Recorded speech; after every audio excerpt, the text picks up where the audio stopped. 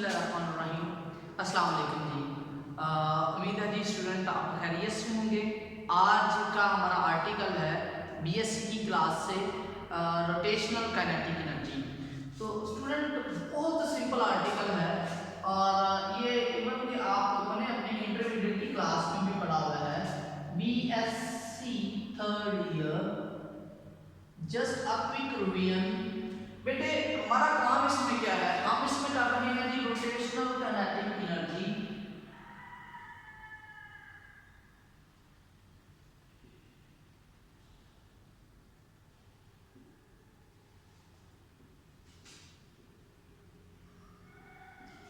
Okay जी student, इसको observe करते हैं। It's very simple article. आप देखेंगे कि ये इतना सादा सा आर्टिकल है कि हम इसे यूं विद इन अ मिनट्स आप सॉल्व कर देंगे। इसको डिफाइन किया जाए, सबसे पहले हम क्या लिखेंगे, kinetic energy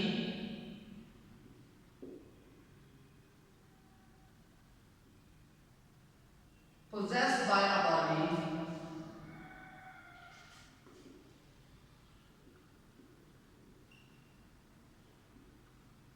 due to its rotation। चूंकि हमने ये जो चैप्टर शुरू किया हुआ है वो रोटेशन से रिलेटेड ही है, तो बॉडी जब रोटेट करेगी तो अपने रोटेशन की वजह से उसमें जो काइनेटिक एनर्जी आएगी उसे बोलते हैं rotational kinetic energy. Okay student, ये आर्टिकल बहुत इंपॉर्टेंट है। इसमें रोटेशनल काइनेटिक एनर्जी को आप लिखेंगे, kinetic energy is equal to the 1/2 mv²। लेकिन रोटेशन में जब आपकी बॉडी रोटेट करती है, सपोज ये मार्कर रोटेट कर रही है, तो इस मार्कर के रोटेट करने से v equal to r omega, आप v को r ओमेगा के इक्विवेलेंट पुट कर सकते हैं। तो हम अगर ये वाली वैल्यू इसमें पुट करते हैं तो आपके पास रिजल्ट आ जाता है 1/2 m r ओमेगा का स्क्वायर। सो 1/2 m r square omega square. Student यहाँ पर एक जो टर्म है m r स्क्वायर, इसको नॉर्मली हम लिखते हैं इनर्शिया। इनर्शिया क्या चीज है? इनर्शिया बहुत इंपॉर्टेंट है, आपने वर्ड सुना हुआ है, अक्सर आप इसके बारे में डिस्कस भी करते हैं। इनर्शिया हमारे पास बेसिकली किसी बॉडी की प्रॉपर्टी होती है due to which it resist in its state of change of rest और मोशन। हम किसी बंदे को धक्का दें, यूं धक्का दिया, वो बंदा यूं लड़खड़ाता हुआ गिरेगा। ये जो लड़खड़ाना है, this is basically the opposition in its state of rest और मोशन। वो अपनी स्टेट ऑफ रेस्ट और स्टेट ऑफ मोशन को चेंज नहीं करना चाहता। इसी तरह अगर ये बॉडी है, इससे मैं रोटेट करना चाहता हूँ, तो रोटेट करवाने के लिए मुझे कम से कम एनर्जी चाहिए होगी। वो एनर्जी क्या होगी? उसका इनर्शिया होगी। अगर आप वो एनर्जी ओवरकम करते हैं तो फिर आप उसको क्या करवा देंगे? मूव करवा देंगे। ओके जी, हमारे पास काइनेटिक एनर्जी रोटेशनल आपके पास किसके बराबर आ जाती है? 1/2 I ओमेगा स्क्वायर। सिंपल आपने इसकी वैल्यू को सॉल्व किया। ओके, ये बेटे हमारे पास आ गया थी रोटेशनल काइनेटिक एनर्जी। और रोटेशनल काइनेटिक एनर्जी हमारे पास क्या आ जाती है, उसको हमने इन सिंपल वर्ड एक्सप्रेस कर दिया। अब बेटे आ जाती है जी rigid body, rotational kinetic energy of rigid body.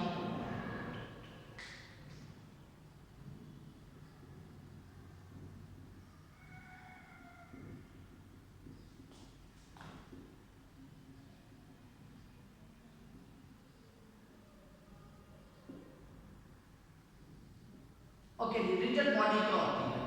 Rigid body हमारे पास ऐसी बॉडी होती है जिस पर फोर्स लगाए तो मॉलिक्यूल्स आपस में डिस्प्लेस ना हो। मॉलिक्यूल और atoms does not displace by force. Force apply करने से मॉलिक्यूल्स या एटम डिस्प्लेस नहीं होते। एग्जांपल के तौर पर एक ईंट पकड़ी और उस ईंट को मैंने दबाने की कोशिश की, अब वो नहीं दबेगी। क्यों? उसके मॉलिक्यूल्स आपस में फिक्स्ड पड़े हुए हैं वो अपनी पोजीशन को चेंज नहीं करते। लेकिन अगर स्पंज लें और उस स्पंज को मैं दबाने की कोशिश करूंगा तो स्पंज क्या करेगा, इट विल मूव, उसके मॉलिक्यूल्स आपस में कंप्रेस हो जाएंगे। तो सिंपल इज दैट कि हमारे पास स्पंज एक रिजिड बॉडी नहीं है। तो बेटे ये एक रिजिड बॉडी है और इस रिजिड बॉडी में इस एक्सिस के अबाउट बॉडी रोटेट कर रही है। मैंने एक बुक पकड़ी और उस बुक का कॉर्नर ले लिया और उसको वहां से घुमाना शुरू कर दिया। वैसे तो ऐसा होगा नहीं, आप उसे सिर्फ फोर्स लगा के रोटेट कर सकते हैं। तो बेटे उसके डिफरेंट पॉइंट्स पर डिफरेंट सेंटर ऑफ मैसेज होंगे। यहाँ पर M2 होगा, इधर M3 होगा, इधर M4 एंड सो ऑन। तो हमारे पास यहाँ से ये डिस्टेंस I1 है, ये डिस्टेंस I2 है, ये डिस्टेंस R3 है और ये R4 एंड सो ऑन। तो सिंपल बेटा बात ये है कि हमारे पास रोटेशनल काइनेटिक गति हर एक पार्टिकल की होगी। 1 के लिए 1/2 m1 r1 square omega 1 square. और सेकेंडली बात करते हैं तो काइनेटिक एनर्जी ऑफ पार्ट 2 होगी इसकी अलहदा से, सेकेंड वाले की अलहदा से, और वो आपके पास इस तरह से आ गई। और काइनेटिक एनर्जी 3 की बात करते हैं तो 1/2 m3 r3 square omega 3 square and so on. Kinetic energy n particle की बात करेंगे 1/2 m n r n omega n का स्क्वायर। हर एक पार्टिकल बेटा, हर एक पार्टिकल की डिफरेंट रोटेशन होगी, डिफरेंट एक्सिस के अबाउट और डिफरेंट डिस्टेंसेस पे वो रोटेट कर रहे होंगे। लेकिन जो सबसे कॉमन बात है वो ये कि इन सब की एंगुलर वेलोसिटीज जो होगी वो आपके पास कॉमन होगी और उसे आप सिंपली ओमेगा लिख सकते हैं। सो अगर बेटे आप टोटल रोटेशनल काइनेटिक एनर्जी की बात करते हैं then it will be half m1 r1 square omega plus 1/2 half m2 r2 square into omega and so on। तो बेटे इनमें 1 ओमेगा आप कॉमन ले सकते हैं और यहाँ टर्म बचेगी 1/2 m1 r1 square plus 1/2 m2 r2 square and so on। ये जो टर्म है these are the moment of inertia। बड़ी सिंपल सी बात अब यहाँ पर मैं बताऊंगा। बेटे एक इरेगुलर ऑब्जेक्ट लें और उसको एक फिक्स पॉइंट से पकड़ लें, उसके डिफरेंट पॉइंट्स पर मोमेंट ऑफ इनर्शिया डिफरेंट होगा। मतलब डिफरेंट पोजीशन से उसको मूव करवाना डिफरेंट फोर्सेस रिक्वायर्ड करेगा। लाइक एक गाड़ी खराब हो जाए तो उसको धक्का लगाने की बेस्ट पोजीशन होती है उसकी बिल्कुल बैक साइड से। आप उसकी विंडो वाली साइड से उसको धक्का नहीं लगा सकते और ना ही वो उतना अच्छा मूव करेगी। उसके लिए आप क्या करते हैं, बेस्ट पोजीशन लोकेट करते हैं और वो बेस्ट पोजीशन कौन सी होती है, उसकी बैक साइड। वहां से धक्का लगाते हुए आप उसे आगे की तरफ लेके चलते हैं। सो काइनेटिक एनर्जी हमारे पास आ जाती है जी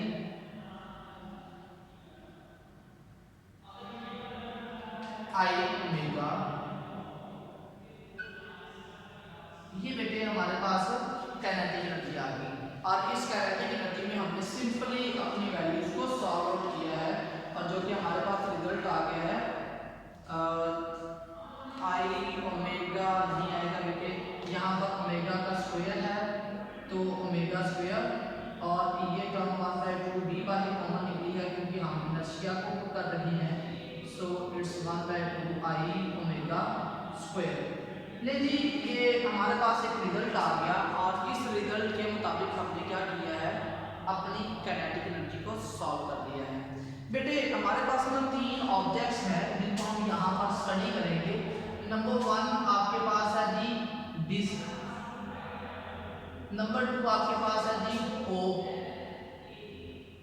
और नंबर 3 आपके पास है जी स्फीयर। बेटे डिस्क क्या होती है जी, डिस्क बेटे एक गोल चीज है जो कि सॉलिड होती है, ये फ्लूइड है। और होप क्या होती है, जस्ट लाइक अ रिंग, एक छल्ला जिस तरह आपके पास होता है। और स्फीयर क्या होता है, 3D ऑब्जेक्ट है जो कि फील्ड होगा। इनके मोमेंट्स ऑफ इनर्शिया की बात करते हैं। बेटे डिस्क का मोमेंट ऑफ इनर्शिया हमारे पास आ जाता है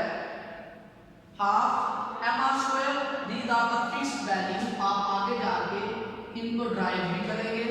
होप के लिए मोमेंट ऑफ इनर्शिया की बात करते हैं तो वो आपके पास सिंपली आ जाता है mr², और इसके लिए अगर हम बात करते हैं तो 2/5 mr²। These are the moment of inertia. बेटा ये इनके मोमेंट ऑफ इनर्शिया हैं जिनको हम लोग यहाँ पर सॉल्व करेंगे। अब बेटे हम इनकी ना रोटेशनल काइनेटिक एनर्जी और इनकी वेलोसिटी निकालेंगे जब ये किसी इंक्लाइन से रोटेट करते हुए नीचे आते हैं। ये बेटा मेरे पास ना एक इंक्लाइन सरफेस है, यहाँ पर ये डिस्क बनी हुई है, और इसी तरह ये मेरे पास इंक्लाइन सरफेस है, और इस इंक्लाइन सरफेस पे मेरे पास यहाँ होल पड़ी हुई है। इसी तरह ये मेरे पास एक इंक्लाइन सरफेस है, और इस इंक्लाइन सरफेस के ऊपर ये स्फीयर पड़ा हुआ है। हम बेटे दो काम करेंगे इसमें। वो काम क्या? एक बेटे इनकी रोटेशनल काइनेटिक एनर्जी निकालेंगे। बेटे रोटेशनल काइनेटिक एनर्जी बहुत सिंपल है, और वो किसके बराबर आ जाती है? रोटेशनल काइनेटिक एनर्जी हमारे पास आ जाती है 1/2 I ओमेगा²। दिस इज 1/2 I की वैल्यू मेरे बेटा कितनी आ गई? 1/2 mr² और ओमेगा²। सो 1/4 mr² ओमेगा²। ये काइनेटिक एनर्जी आ गई थी रोटेशंस में। हमने रोटेशनल काइनेटिक एनर्जी देखी जो कि 1/4 mr² ओमेगा² के बराबर आ गया। उसके बाद बेटे हम बात करते हैं इसकी रोटेशनल काइनेटिक एनर्जी की, तो वो आपके पास आ जाएगी 1/2। सिंपली आपने इसकी रोटेशनल काइनेटिक एनर्जी को देखना है, जो कि हमारे पास रिजल्ट आ जाएगा